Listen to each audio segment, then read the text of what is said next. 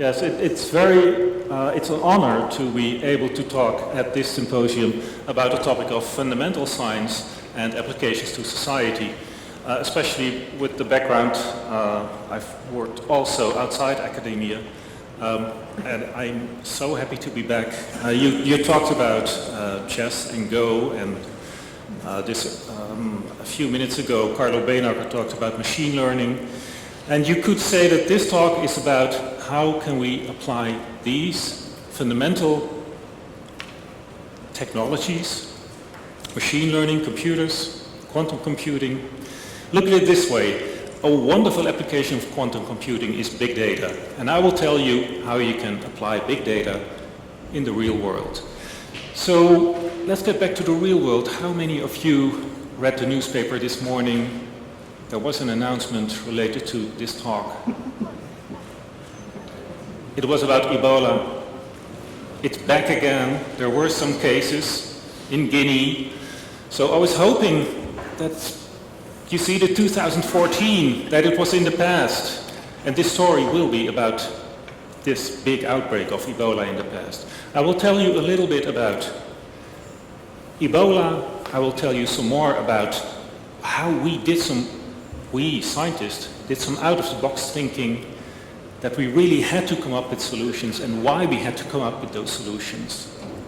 I'll have some conclusions for you, and then we have some time for questions.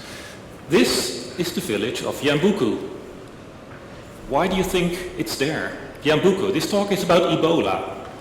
Why is this village up there?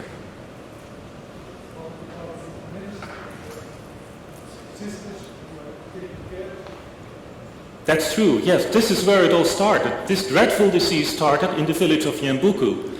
And the problem is, or the disease is so dreadful that the doctor who discovered the disease and just had to name this disease, a Belgian doctor, it was so dreadful that he couldn't get it over his heart to stigmatize forever the villages of Yambuku, so he decided to not name the disease after the village of Yambuku, but instead he looked to a river which was 100 kilometers away to not stigmatize the people of Yambuku. And that's what he did. Ebola means white water river, so a very wild and violent river. The picture is probably taken in a different season. This is the Ebola river. So this is how this disease came to be called Ebola. And that, I have some pointer, maybe I can reach the fruit bat up there. I can shoot him out of the sky. That's the guy that is thought to transmit this disease. Also, the gorillas, the chimpanzees, porcupines, antelope, these animals are thought to transmit the disease. If we look at 1976, the village of Yambuku, 1976, that's where it all started. The numbers are a bit small. I don't know if you can actually read them, but it says there are 280 people who died of this disease. And then it goes on. Sudan, Gabon, Congo, Gabon again, Uganda. But still, the number of people that died, I mean, everyone who dies, it's terrible, but it's only in the hundreds. It's only, I can almost reach it there. When you go up to the last lines, the 2014 outbreak in Guinea, Liberia, and Sierra Leone. Here it says 729. This number is wrong. This picture was from right in the middle of 2014. Does anybody know how many people died when it was 2015 in this outbreak? It was much, much more. It was 11,000. So I'm singing the praise of science today. I'm singing the praise of how wonderful it is that we could do something about this, but this is very difficult for me to be joyous about science when it's 11,000 people.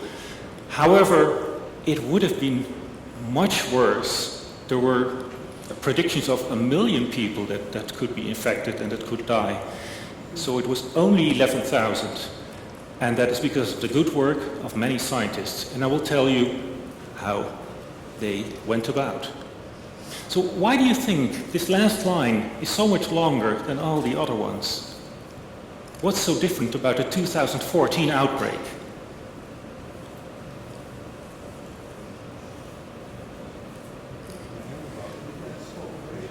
Population, yes. Have you heard this story before? You seem to know all the correct answers. This is the difference. The little village of Yambuku was really a very tiny village. And then the disease stopped. But over there are the busy streets. So the difference is an outbreak in the middle of the jungle or an outbreak in the middle of a city. In 2014, the outbreak was in a city. And what do people do in cities? Well, they travel. And so it really got out of hand. What are the symptoms of Ebola? Well, it's fever, it's muscle pain, bleeding, diarrhea. This doesn't seem so different from an ordinary flu. Okay, so that's the big problem. There's an incubation period of 2 days up to 21 days, so there's about 3 weeks, and then you become contagious. But you don't know you have the disease because it just feels like you have an ordinary flu. It's only when it gets worse and worse and worse. What you should do, it says up here, is seek treatment immediately. But first you have to understand that you have this disease. So what happened? The disease spread. This is actually not how it went in the real world. This is a prediction using visualization tools with all the travel patterns that are present in the west of Africa of how people predicted that it could go wrong. And the number of 1 million deaths, that's because of these kinds of predictions. I mean, it was really terrible. It went up to here, it's April 2014, and here's August, and it went up to 1,800 cases. Well, it went all the way up even much steeper to 11,000 cases. So you really see combining a contagious disease in an urban environment really is very dangerous. And what's even more dangerous is that there is no vaccine. So now we really have a big problem. In the middle of 2014, how do we treat an untreatable disease? How do you treat an epidemic? The only thing you can do is quarantine. But first you have to know if you want to quarantine someone. For example, maybe if you have the disease, I want to quarantine you. Well, you've already done that yourself almost. But first, I have to diagnose that you have the disease. So I have to take my medical wand and point it at you and see if you have bleeding or skin rash or whatever, all those. But that's not how it works. You're in the middle of Africa, it's very hot outside, and I have to take you, put on my suit, take you to a lab, which isn't there. There are only maybe 3 labs in the middle of Africa to do that. So we have a problem. We have no vaccine, we have no good way to diagnose the disease, so we don't know if we should quarantine you or let you just enjoy this symposium. So what happened? Well, what would you do? This is what the government did. They panicked. This is what the government did. This is what the World Health Organization did. All kinds of fearful images occurred. And you know what? Panic is good. Because there were not enough doctors to treat all the people. But panic created galvanization. People from academia, data scientists, statisticians, computer scientists, computer companies, Médecins Sans Frontières, the World Health Organization, Google, we got so scared that the entire world would die from this terrible disease that we started working. Crisis is good, crisis gets people to work together. What did we need? Well, first of all, we needed new medical tools, like my little magic wand to see. So I can't carry this whole lab to see if you have this, but if there's a wand that can predict with some error, I will tell you this little device, or actually that one, it's much less precise than an entire lab, but it's much faster, much cheaper, and you can carry it around, and it works with 40 degrees centigrade. So new medical tools. But even much simpler, think of text messages. The best way to diagnose is if you are feeling ill, then you know by yourself, maybe I should look up information. And when the doctor is far away, everybody has a smartphone, or everybody has a mobile phone, even in Africa. So you just use text messages and ask for help via a text message service. So what all us scientists started doing is implement those text message services, and also more advanced versions for smartphones to help doctors diagnose in a very cheap and very fast way without having to go to the lab. Also, telecom companies, they know a lot. Everybody's tracking your location where your phone is. So when you and I are in a panic and we start running, the telecom companies know that we are running away and that there may be a panic going on. So we know where to send in the doctors and the policemen to do something about this. Also, when you and I start dialing 911, my little child is ill, can you do something about it? And there are thousands of those messages coming in, you can act on that information. We're not at the law faculty, so no one is going to ask questions about privacy and things like that. So in case of crisis, nobody asks questions about privacy. This information was shared and it was used to make sure that this disease couldn't spread further. There's also something called contact tracing. You have a piece of paper in front of you, so you're my patient, so I'm the contact tracer. Please, sir, can you tell me which persons did you come into contact over the last 3 weeks, and you will give me those names. At the height of this explosion, there were 100,000 people doing contact tracing of the patients because they didn't have an app that was only developed while this was happening. So when there's a new spread, apps like this that will make contact tracing a lot faster, a lot easier, and much more precise, they will work. So we have a lot of data, actually, a lot of technology generating that data. So we need more technology. This is Semantic Web technology to gather news information from the government, information from the World Health Organization. We need open data, and we need to be able to combine that. And we need to be able to visualize that. Because what good is data when you're a policeman, when you're working at the government of Guinea, and you see numbers? You don't want numbers, you want a map that's very easy to implement. Where should we go to? This looks very much like applied science, but let me assure you, there's a lot of computer science, a lot of physics, a lot of fundamental science all beneath this. For example, mathematical modeling. All that extra data made it possible to come up with alternative models. There's the red line and there's the blue line. The blue line is the model that told people, well, there may be 1 million people that will die from this disease. More advanced models that make use of more data, whereas the red line gave much better predictions. So epidemiologists and mathematicians were able to work with that data. So far you have not heard the word vaccine anymore. Of course, we all want a better vaccine. We all want a vaccine that makes sure that the disease can be stopped.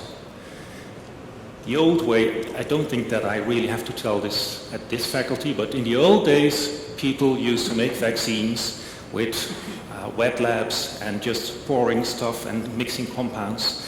They still do that, But there's a pre-phase these days. That's in silico drug discovery. You have large databases, bioinformatics models, structural biology models, large databases of small molecules, and you can do many of those experiments in the computer these days. And you need huge computers to do huge amount of experiments to come up with predictions of what kind of compounds could work. Computational drug discovery, actually in this newspaper article this morning, they said that they were shipping out vaccines to that area.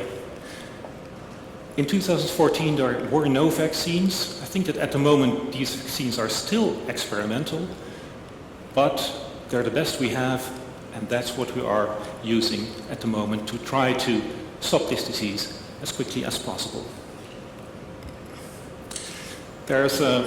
We're not at the Faculty of Economics, but the last line there, negative economics for field trials. If this would have happened in a very rich part of the world, it would be very advantageous for big drug companies to do field trials. They could make lots of money on selling drugs.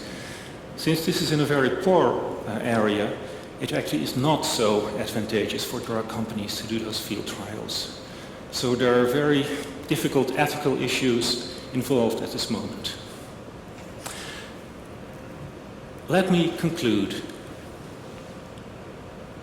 Ebola was cured by doctors, of course, but we needed to know where should the doctors go. And just because the Ebola outbreak in 2014 and the data science discoveries in 2014 coincided, lots of data science was used, phone technology, app technology, open data, governments opening up their data sources and using semantic web technology to combine that data. Computational drug discovery, which is also very advanced, to come up with vaccines. All that new technology was used, and it was because there was a crisis, all the way at the bottom there was a crisis, and we all got so afraid that this disease would take over the world that there were so many scientists working together with doctors, with governments, with organizations to do something about it. Of course, always there's the issue. We should have worked harder. There should be more people involved. Yes, that's true. But still, I think that the 2014 Ebola crisis was a very, different and singular element in our science, in how fundamental science and applied science can come together. I see art moving. I have an epilogue here. This is the United Nations Global Pulse. Also in 2014, the United Nations started the Global Pulse initiative. When there's rescue work to be done, when there's a disaster somewhere, you need to know something about that country. You need to know where the hospitals are. You need to know what people are twittering about, because there is so much information out there that you can use. So the United Nations also recognized the importance of timely information and timely information technology, and they're using that technology under an initiative called the Global Pulse. I'm done with my presentation. This is my message. Data saves lives, but data is not possible without the help of many people, and I would like to acknowledge these people. Thank you very much.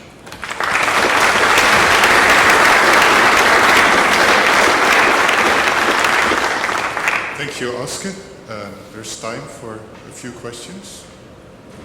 Yes? I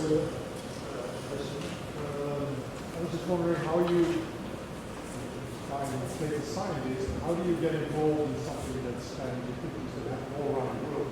I assume there are data analysts working in a coordinated manner all around the world. Yes, so your question is, how do data scientists get involved when something like this is happening? That is your question, right? Yes, I assume there must be a tremendous number of institutions all around the world working on the same subject, but analyzing different sets of data. How is this all coordinated? Does the UN do that? How is it all coordinated? Well, it's not really so much coordinated. It's just a crisis happening. It's chaos, all these C words. Over in Leiden, for example, at the LUMC, there are epidemiologists who are working on this. So we at the statistics and the computer science department, we got contacted just because we know some of these people and they know us, and you get to work together as scientists to do this. So there wasn't like a grand scheme from the United Nations coordinating this. It was a grassroots scientist effort, scientists that really felt the need to do something about this. Also the what's now called the Faculty of Global Affairs, Governance and Global Affairs in The Hague. We were working with them. They were contacting us, contacting the hospital. It really was a grassroots effort. It's something you felt in your genes. Something is really going wrong. I can do something about this with my knowledge. Let's do something. Let's work together.